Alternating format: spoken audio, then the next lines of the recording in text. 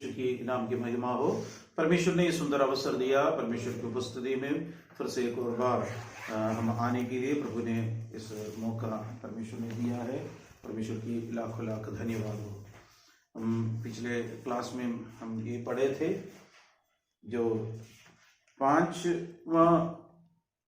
6वें मुहर और 7वें मुहर के बीच में एक इंटरवल, एक गैप हमको देखने मिलता है। और हर चीज में हम देखते हैं 6वें और 7वें तुरही के समय में भी, और 6वें और 7वें क्रोध की कटोरी के बीच में भी एक गैप हमको देखने मिलता है। अब यहाँ पर 6 मुहर जब खोलने के बाद 7वें मुहर जब खोलने से पहले एक इंटरवल के बीच में हम लोग देखा, क्योंकि वो वाला सीन हटकर एक और बात हम देखा है पृथ्वी पर चारों कोने पर चारों स्वर्गदूत हवा को थामे रखा है। और जब तक परमेश्वर का मुहर लेके एक स्वर्गदूत आया, परमेश्वर की लोगों के माथे पर उसके मुहर नहीं लगाएंगे, तब तक भूमि और समुद्र और किसी भी चीज को कोई नुकसान नहीं पहुंचाना है कर एक ऊंचे शब्द से आवाज सुना है कर हम पिछले बार हम देखे थे। और 1,44,000 लोगों के ऊपर, यानी यहूदी लोगों के ऊपर 1,44,000 यहूदा गोत्र का इसराइलियों के ऊपर वो छाप लगाया है कर 12,000 कर हम लोग पिछले बार हम अध्ययन किए थे। हम लोग पिछले बार 8 वचन तक 7 अध्याय का, प्रकाशित वाक्य 7 अध्याय का 1 से लेकर 8 वचन तक हम पिछले क्लास में हम लोग वो देखे थे। हम उसमें एक महत्वपूर्ण बात हमको जानना अवश्य है। उसमें मैंने पिछले बार बोला, एक गोत्र, 2 गोत्र का हम लोग उसमें छुटा हुआ देख रहे थे। एक दान गोत्र, दूसरा एक एफ्रीम। लेकिन एफ्रीम के जगह पर योसेफ गोत्र करके लिखा, इसलिए हमको एफ्रीम और मनाशे योसेफ का बच्चे थे, इसलिए एफ्रीम मनाशे का जगह पर वो आ रहे थे।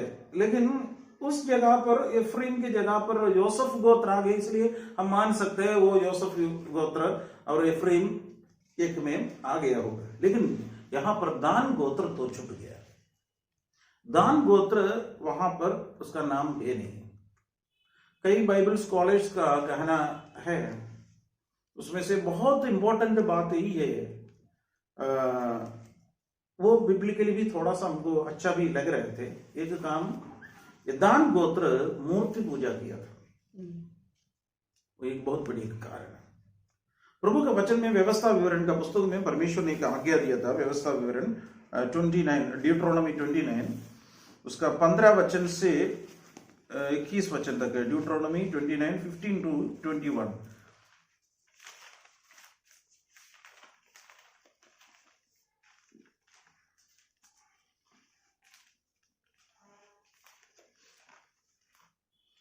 व्यवस्था विवरण 29 अध्याय और उसका 15 वचन से पढ़ेंगे। परंतु उनको भी जो आज हमारे संग यहाँ हमारे परमेश्वर यहोवा के सामने खड़े हैं, और जो आज यहाँ हमारे संग नहीं हैं, साझी करता हूँ। तुम जानते हो कि जब हम मिस्र देश में रहते थे और जब मार्ग में की जातियों के बीचों बीच होकर आ रहे थे, तब तुमने उनकी कैसी कैसी घिनौनी वस्तुएं और काठ, पत्थर, चांदी, सोने की कैसी मूर्तें देखी। इसीलिए ऐसा ना हो कि तुम लोगों में कोई पुरुष या स्त्री या कुल या गोत्र के लोग हों जिनका मन आज हमारे परमेश्वर यहोवा से फिर जाए और वे जाकर उन जातियों के देवताओं की उपासना करें। फिर ऐसा ना हो कि तुम्हारे मध्य ऐसी कोई जड़ हो जिससे विष या कड़वा बीज उगा हो। और ऐसा मनुष्य इस साप के वचन सुनकर अपने को आशीर्वाद के योग्य माने और यह सोचे कि चाहे मैं अपने मन के हठ पर चलूं और तृप्त होकर प्यास को मिटा डालूं तो भी मेरा कुशल होगा। यहोवा उसका पाप क्षमा नहीं करेगा, यहोवा उसका पाप क्षमा नहीं करेगा, परंतु यहोवा की कोप और जलन का धुआं उसको छा लेगा। और जितने साप इस पुस्तक में लिखे हैं वे सब उस पर आ पड़ेंगे और यहोवा उसका नाम धरती पर से मिटा देगा। बहुत बड़ी यहोवा उसका नाम धरती पर से मिटा डालेगा। और व्यवस्था की इस पुस्तक में जिस वाचा की चर्चा है उसके सब श्रापों के अनुसार यहोवा उनको इस्राएल के सब गोत्रों में से हानि के लिए अलग करेगा। यहाँ पर देखिए ये है कारण, यहाँ उनको पृथ्वी पर से उसका नाम हटा दिया जाएगा।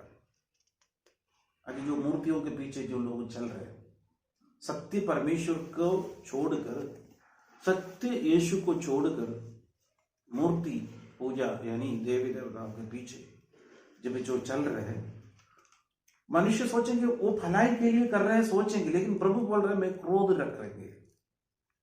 परमेश्वर जलन रखने वाला परमेश्वर है। और भयंकर बात इधर लोग बोला यहोवा उसका नाम धरती पर से मिटा देगा, धरती पर से उसका नाम मिटा देगा। एक तरफ से बोलते तो दान गोत्र यही गलती किया। दान गोत्र कौन सी गलती की? इतना बड़ा उसका नाम हटाने के योग्य ये था। यरोबाम के समय पर यह गलती किया था। हमको पता है इस्राएल जनता यूनाइटेड किंगडम थे, यूनाइटेड एक ही कंट्री कर रहा था। उसमें शाऊल पहला राजा था, 40 वर्ष राज्य किया। उसके बाद दाऊद आया, वो भी 40 वर्ष राज्य किया। उसके बाद सुलेमान आया, वो भी 40 वर्ष चलिए 120 साल ये तीनों मिलकर राज्य किए थे। उसके बाद किंगडम डिवीजन हो गया, नॉर्थर्न किंगडम और साउथर्न किंगडम, यहूदा और इसराइल। इसराइल नॉर्थर्न किंगडम को और यहूदा साउथर्न किंगडम को कहते हैं। और उसमें 10 गोत्र मिलकर नॉर्थर्न किंगडम बन गया और यहूदा और बेंजामिन का थोड़ा सा टुकड़ा मिलकर साउथर्न किंगडम यहूदा कर बोल मिल गया। ये नॉर्थर्न किंगडम और साउथर्न किंगडम दोनों, रहोबयाम यहूदा का राजा यानी इसराइल समस्त इसराइल का राजा सुलेमान का बेटा रहोबयाम साउथर्न किंगडम में यानी यहूदा में राज्य किया। बाकी 10 गोत्रों को लेके यरोबयाम राज्य करने शुरू किया। उस समय से लेकर किंगडम डिवीजन हो गया। वो अंत तक किंगडम 2 ही हो गया। वो चलते चलते हमको मालूम है असीरिया लेकर इसराइल को लेके गया और यहूदा को बाबिलोन लेके गया। आखिरी में क्या करते हैं, बाबिलोन का राजा जाकर उन लोगों से लड़ा और इस असीरिया को भी कब्जे में लेके आया और यहूदा के कंट्रोल में आया। सारे लोग यूनाइटेड में, अभी सारे लोग एक ही साथ है। अभी यहूदा और इसराइल का 2 भाग में नहीं है अभी इसराइल, प्रेजेंट इसराइल में। कहने का मतलब ये है उस समय यरोबाम ने एक बहुत बड़ा चालाकी किया। क्या चालाकी किया? इसराइल का जो उनको एक नियम था, परमेश्वर के मंदिर में साल में कम से कम 3 बार परमेश्वर के मंदिर में जाना आराधना करने के लिए हर एक मनुष्य। एक फसहा उनके लिए मुख्य है, फसहा के एकदम जाना ही जाना है। दूसरा पेंतेकोस्त उनके लिए मुख्य है, वो जाना ही जाना है। तीसरा है झोपड़ियों का पर्व। ये तीन पर्व मनाने के लिए, 3 उत्सव मनाने के लिए उनको जाना ही जाना है। लेकिन यरोबाम ने सोचा इन लोग वहां जाते तो इस यहूदा का राजा रहोबाम के साथ बहुत बड़ा प्यार हो जाएगा, वे लोग सब रहोबाम के साथ मिलेगा। इसलिए एक जुगाड़ बनाया, एक 2 बछड़ा बना दिया, एक दान में रखा, दूसरा बतेल में रख दिया। बोला तुमको मिस्र से लेके आया हुआ परमेश्वर ही है। एक बार हारून ने एक गलती किया था, हमको मालूम है। हारून की गलती से कितना लोग मारा है। उस समय मूसा के हाथ में, मूसा ने जो टैबलेट जो परमेश्वर ने जो अपने हाथ से बनाकर अपने हाथ से लिख कर दिया हुआ जो पत्थर का वो टैबलेट है, उसने क्या किया, नीचे तोड़ दिया गुस्सा से, और उस बछड़े को रगड़ रगड़ कर उसको पिला दिया। या उसके बाद पृथ्वी परमेश्वर का क्रोध शांत नहीं हो रहे थे। लेवी गोत्र जाकर तलवार चलाया, बहुत लोगों को वहीं पर मार डाला, तब परमेश्वर का क्रोध शांत हो गया था। यहां एक बहुत बड़ी बात, ये यरोबाम बहुत चालाकी से अब वहां से बोल रहे, तुम इस्राएलियों, हम पढ़ सकते हैं पहला राजा का पुस्तक में 12 अध्याय 26 वचन से लेकर उसका 31 वचन तक पढ़ेंगे। First Kings chapter 12 26 to 31।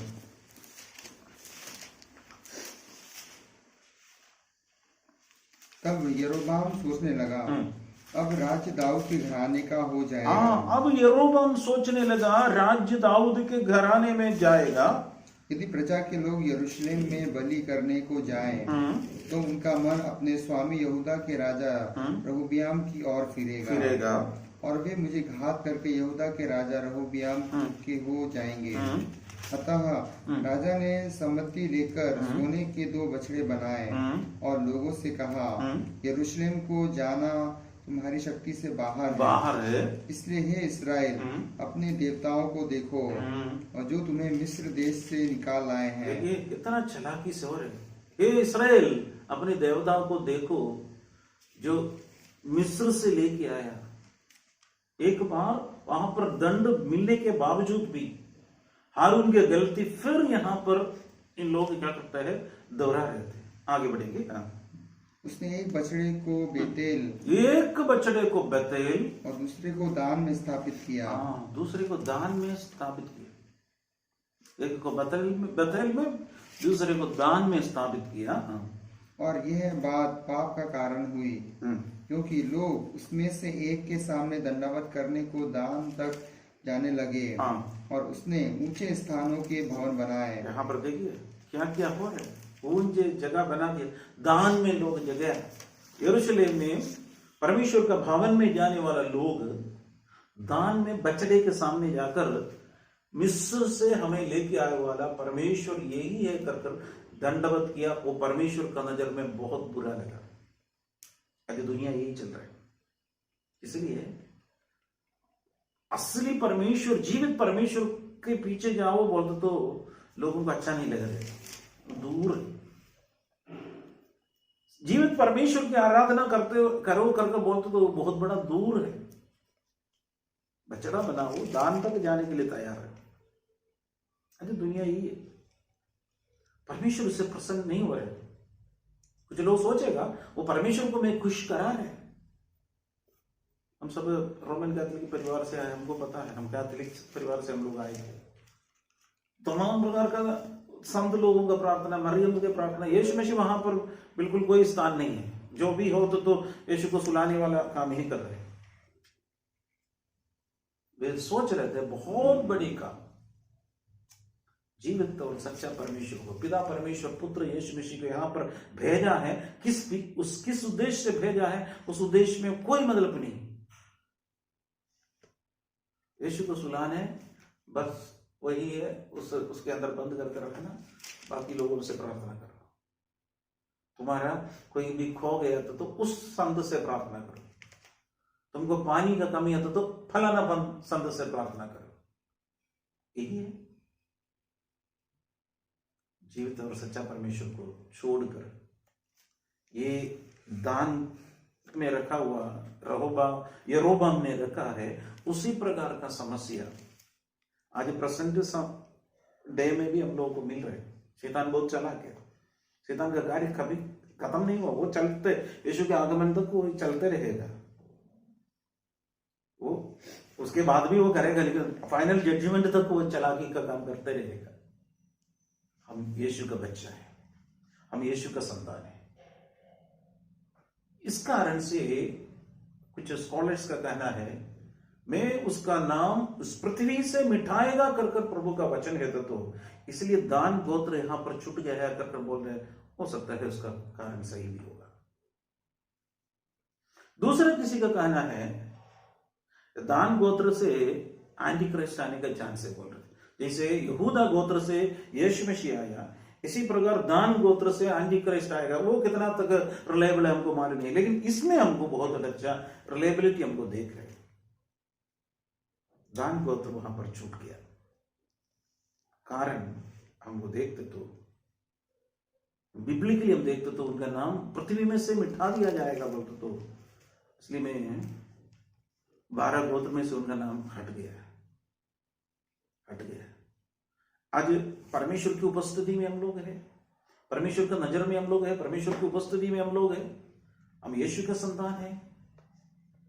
हमारे लिए बहुत बड़ी एक भाग्य मिल गया। हे अब्बा, हे पिता कर कर पुकारने के लिए पुत्रत्व का आत्मा यानी लेपालपन का आत्मा प्रभु यीशु मसीह ने हमें दे दिया, क्रूस पर दे दिया। यीशु क्रूस पर जाने से पहले जो यीशु मसीह जब प्रार्थना किया, हम लोग ये देखे थे गेत्सेमने में, हे अब्बा, हे पिता, हो सकता है तो ये कटोरा मुझसे हटा दे।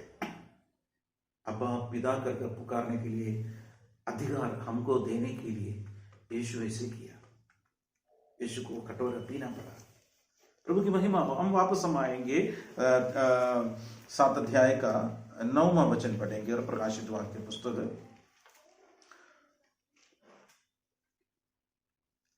इसके बाद मैंने दृष्टि की और देखो, हर एक जाति और कुल और लोग और भाषा में से एक ऐसी बड़ी भीड़ जिसे कोई गिन नहीं सकता था, श्वेत वस्त्र पहने हुए और अपने हाथों में खजूर की डालियां लिए हुए सिंहासन के सामने और मेमने के सामने खड़ी है। यहां पर 1,44,000 लोगों के अलावा एक बहुत बड़ा भीड़। तब तक क्या करता है ये स्वर्गदूत, परमेश्वर के छाप उसके माथे पर लगा रहे। माथे पर इसलिए लगा रहे, वो सबको क्या करना है, एक टेस्टमनी। हम शरीर पूरा कपड़े से ढांपते, लेकिन हमारा चेहरा या माथे ढांपते नहीं है। सब लोग को विजिबिलिटी है, क्योंकि उसके बाद एंटी क्राइस्ट 13 अध्याय में हम लोग देखते हैं, जो उनका नंबर लगेगा 666 लगाएगा। उससे पहले परमेश्वर का सेलेक्टेड लोगों को क्या करेगा, माथे पर लगाएगा। ये कौन है ये लोग? कलीसिया नहीं है, कलीसिया उससे पहले उठा लिया जाएगा। कुछ लोग बहुत मिसअंडरस्टैंडिंग करकर बोलते कलीसिया भी ट्रिब्यूलेशन से जाएगा। नहीं, कलीसिया उससे पहले रैप्चर में परमेश्वर उठा लिया जाएगा, क्योंकि लोगों को बाइबल का पूर्ण समझ में नहीं आ रहा, इसलिए ऐसे ही बोले। कलीसिया को परमेश्वर उससे पहले परमेश्वर का राज्य के लिए उठाएगा। अभी हम उसी के लिए इंतजार कर रहे हैं। प्रभु पहला थिस्सलुनीकियों के 4 का 16 और 17 वचन के लिए इंतजार कर रहे हैं। मसीह में मरे हुए भक्त लोग अभी वही तुरही की आवाज के लिए इंतजार कर रहे हैं। हम लोग भी उस आवाज के लिए इंतजार कर रहे हैं। उसी वक्त परमेश्वर में मध्यवान में मिड डे ईयर में लेके जाएगा। Christ meeting the church, the marriage feast of the lamb, मेमने का विवाह वहां पर होगा। परमेश्वर हमसे मिलने के लिए आएगा। The reward of the church, कलीसिया का प्रतिफल कर दिया। वो 7 साल वहां पर होगा। ये भूमि पर 7 साल ट्रिबुलेशन एंड ग्रेट ट्रिबुलेशन चलेगा। उस समय पर छोड़ दिया हुआ लोगों में से कुछ लोगों का कुछ चांसेस मिल रहे हैं। उसमें मेन यहूदियों का 1,44,000 यहूदियों को मिल रहे थे। नेक्स्ट, अनगिनत लोग वहां पर, बहुत लोग, उसका संख्या गिन नहीं सकते, संख्या गिन नहीं सकते थे। ऐसे एक बड़ा विशाल लोग, क्योंकि उस समय में भी क्या करता है, कुछ लोग उद्धार पाएगा, लेकिन वो लोग उद्धार पाते तो ये लोगों को हम 7 अध्याय में देखा हुआ लोगों को 14 अध्याय में फिर से हमको देखने मिलता है। कलीसिया एक यह है, यीशु मसीह का दुल्हन है, यीशु दुल्हा है। यहां पर छोड़ दिया हुए लोगों को 14 अध्याय में हम देखते तो वे लोग दासी जैसे, जहां पर मेमना जा रहे उनका पीछे पीछे जा रहे। जो शादी में जो दुल्हन के साथ कुछ असिस्टेंट जो जाते हैं, वही काम करने के लिए आ रहे, वो दुल्हन वाला वो रिलेशन दर छोड़ दिया, लोगों को मिल नहीं है। दुल्हन कब है? कलीसिया का है। अभी इस प्रेजेंट टाइम में हम यीशु मसीह आएगा, हम सब लोग प्रभु के राज्य में हम लोग पहुंचना है। यह है परमेश्वर का वचन। हम लोग यहां पर देखा है 9वां बहुत बड़ा एक भीड़ जो गिन नहीं सकते थे। 10वां वचन में लिखा है, और बड़ी शब्द से पुकार कर कहती है, उद्धार के लिए हमारे परमेश्वर का जो सिंहासन पर बैठा है और मेमने का जय जयकार करो। यहां पर 10वां वचन लिखा है, और बड़े शब्द से पुकार कर कहा है, उद्धार के लिए हमारा परमेश्वर का और सिंहासन पर बैठा है और मेमने का जय जयकार हो। उद्धार के लिए मेन कारण वही है, मेमना यानी वध गया हुआ मेमना सिंहासन पर बैठा है। उस समय में भी है, आज भी है। यीशु मसीह के बिना हमारा उद्धार नहीं हो सकते।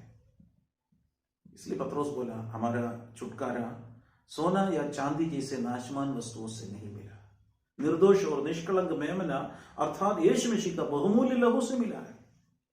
पुराना नियम में आधा शेकल चांदी देकर लोग उद्धार का पैसा कर बोलते थे। वो आधा शेकल चांदी उस समय का छुटकारे का पैसा बोलते थे। लेकिन पौल पत्रोस, यीशु मसीह का निकट में रहने वाला पत्रोस को ये पता चला, उस आधा शेकल चांदी से हमारा छुटकारा नहीं हुआ, परंतु मेमना यीशु मसीह का बहुमूल्य लहू से हमारा छुटकारा हुआ। हम कितना धन्य लोग हैं। पुराना लोगों नियम का लोगों को आधा शेकल चांदी ही उनके लिए उद्धार का कारण हो रहे थे। लेकिन अब हमारा उद्धार का मेन कारण सिंहासन पर बैठा हुआ मेमना है। उस मेमने के लिए हम जी रहे, उस मेमना है हमारा छुटकारा दिया है। उस निष्कलंक मेमना क्रूस पर यानी यीशु मसीह क्रूस पर आखिरी बूंद खून भी बहाने के समय पर मेरे पापों के लिए, हम सबके पापों के लिए वहां पर एक बार क्रूस पर मरा, फिर यीशु क्रूस पर मरने की जरूरत नहीं। आने वाला पीढ़ी, जितना भी पीढ़ी हो, उनके लिए भी यीशु क्रूस पर मरा है। और 11 वचन हम पढ़ेंगे, और सारे स्वर्गदूत उस सिंहासन और प्राचीनों के चारों प्राणियों की चारों ओर खड़े हैं। फिर वे सिंहासन के सामने मुंह के बल गिर पड़े और परमेश्वर को दंडवत कर रहे थे।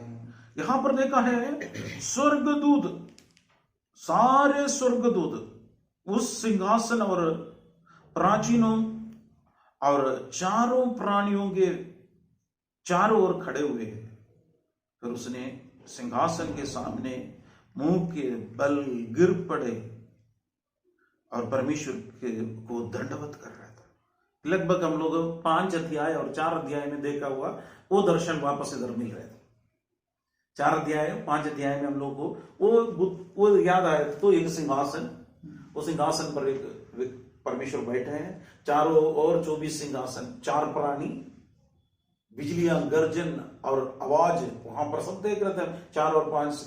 उस समय सारे स्वर्गदूत का सेना आकर सबसे पहले 24 सिंहासन से उतरकर अपना मुकुट नीचे रखकर हाथ में वीणा बजाकर और परमेश्वर की महिमा का गीत गाया और उनके सामने दंडवत किया। और उसके बाद लाखों करोड़ों स्वर्गदूत आकर परमेश्वर को दंडवत करते हुए दर्शन हम लोग 4 और 5 अध्याय में हम लोग देख रहे थे। सेम विजन यहां पर फिर हम लोग देखने मिल रहे, सेम विजन, क्योंकि परमेश्वर बदलते नहीं है, परमेश्वर झूठ नहीं बोलते, परमेश्वर का वचन सत्य वचन। यहां पर आकर सिंहासन के सामने दंडवत कर रहे थे स्वर्गदूत का दल। और ये लोग यहां पर बोला सिंहासन पर बैठा है, वो मेमने के जय जयकार हो बोलने के समय पर स्वर्गदूत को चुपचाप नहीं रह सकते। हम लोग इधर परमेश्वर की महिमा हो कर हम लोग बोल रहे ना, हमारे मुंह से जब शब्द निकलते स्वर्गदूत को वहां पर बैठ नहीं सकते थे, उनके अंदर भी हम भी परमेश्वर को स्तुति करेंगे। लोग आराधना करते वक्त यूजुअली हम लोग ऐसे ही नहीं, उसका अर्थ हम समझ कर करते तो कितना अद्भुत होगा। स्वर्गदूत का यहाँ पर मेमना हमारे लिए वध किया है, उसकी महिमा हो कर लोग बोला। उस समय स्वर्गदूत को वहां पर बैठ नहीं सकते, वे भी दंडवत कर रहा था, इसका मतलब हम लोग इधर आराधना करते वक्त स्वर्गदूत भी परमेश्वर को महिमा कर रहे हैं, क्योंकि वो आराधना का योग्य हमारा परमेश्वर। और 12 वचन में लिखा है आमीन। आमीन। आमीन मीन्स ऐसे ही हो। परमेश्वर की स्तुति और महिमा और ज्ञान और धन्यवाद और आदर और सामर्थ्य और शक्ति युगानुयुग बनी रहे। आमीन। यहां पर बोला आमीन, यानी दंडवत करने का हमारे परमेश्वर की स्तुति और महिमा और ज्ञान और धन्यवाद और आदर और सामर्थ्य और शक्ति युगान युग बनी रहे। हम 5 अध्याय में हम लोग यही देखे थे। 5 अध्याय में परमेश्वर की महिमा जो कर रहे थे, 12 वचन में शक्ति, धन, ज्ञान, बल, आदर, महिमा, स्तुति युगान युग है कर परमेश्वर की करने वाला आवाज 5 का 12 में हम लोग देखे थे। सेम चीज यहां पर भी परमेश्वर की महिमा कर रहे हैं। इसका मतलब हम सिंहासन पर बैठे हुए परमेश्वर को जब धन्यवाद करते वक्त हमारा इस नेकड आइज से स्वर्गदूत को देख नहीं सकते हैं, लेकिन हमारा जो स्पिरिचुअल आइज से हम लोग देख सकता है। स्वर्गदूत भी हमारे बोलेगा हाँ प्रभु तू योग्य है, आमीन परमेश्वर तू योग्य है, आमीन परमेश्वर तू महिमा, ज्ञान, स्तुति सबका योग्य तू है कर हमारे साथ स्वर्गदूत भी गा रहे, स्वर्गदूत भी गा रहे। अभी हमारे बीच में स्वर्गदूत का दल मिलकर परमेश्वर को महिमा कर रहे। परमेश्वर हमारे बीच में सिंहासन स्थापित करने के लिए हमारे बीच में है। यीशु इसलिए बोला मैं जाना तुम्हारे लिए अच्छा लगेगा, मैं जाते तो एक सहायक को भेजूंगा। अब वो यीशु मसीह की आत्मा, पवित्र आत्मा हमारे बीच में सहायक के रूप में है, हमारे बीच में। हम आगे पढ़ेंगे 13 वचन। इस पर प्राचीनों में से एक ने मुझसे कहा ये श्वेत वस्त्र पहने हुए कौन है? ये प्राचीनों में से अच्छा ठीक है। एक ने कहा ये श्वेत वस्त्र पहने हुए कौन है, कहां से आया है? हम लोग देखा ये प्राचीन 24 प्राचीनों को देखा है। 24 प्राचीन यूहन्ना से मांग रहे ये कौन है। यूहन्ना को मालूम नहीं इसलिए नहीं, यानी वो प्राचीनों को मालूम नहीं इसलिए नहीं, यूहन्ना को समझाने के लिए। अब देखेंगे अगले क्लास में देखेंगे ये प्राचीन उसको क्या उत्तर दिया है। हम हमेशा ये दर्शन हम देखते रहे। आइए प्रार्थना करेंगे। सर्वशक्तिमान सर्वदयालु पिता परमेश्वर, हम आपको धन्यवाद देते हो, आपकी पवित्र और अद्भुत वचन के लिए परमेश्वर धन्यवाद देता हूँ। तेरे दिए गए हर एक उपकारों के लिए परमेश्वर धन्यवाद देता हूँ। हे पिता, आप हमारा प्रभु है, आप हमारा राजा है। हम आपके वचन की गहराई को समझने के लिए प्रभु जी हमारा आत्मिक आंखें खोल दीजिए प्रभु जी। तो योग्य है, तो योग्य है। हे पिता परमेश्वर, ये सुनने वाला हर एक लोग आशीषित पाकर प्रभु के अनुग्रह में बढ़ने के लिए सहायता करिए। अद्भुत काम की इसलिए धन्यवाद देता हूँ। सारे आदर, सारे महिमा, सारे प्रशंसा आपको दे देते। आपके आगमन के लिए तैयार रहने के लिए सहायता करिए। यीशु के नाम से मांगते हैं, सुनो और कबूल कर। आमीन आमीन।